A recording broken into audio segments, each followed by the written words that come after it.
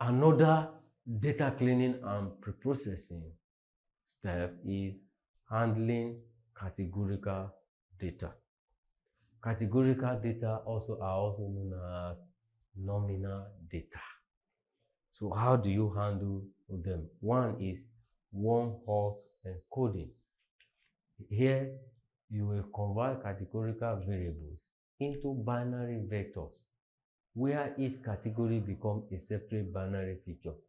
And the binary features are either 0 or 1, yes or no.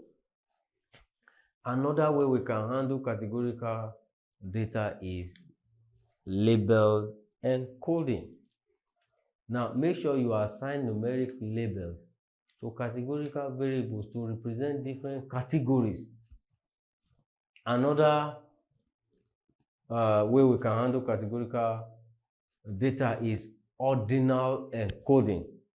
So assign numeric labels to categorical variables based on their ordinal relationship or predefined order.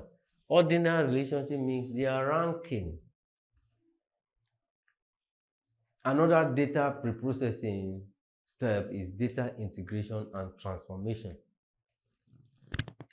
Now, in data integration, you merge or join data sets based on common variables or keys to combine information from different sources. That is data integration. Then data transformation is reshape data using techniques such as pivoting, melting, or stacking to restructure the data for specific analysis requirements.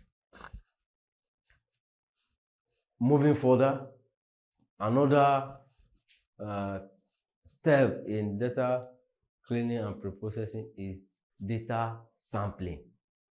Now you can, in data sampling, you can use random sampling.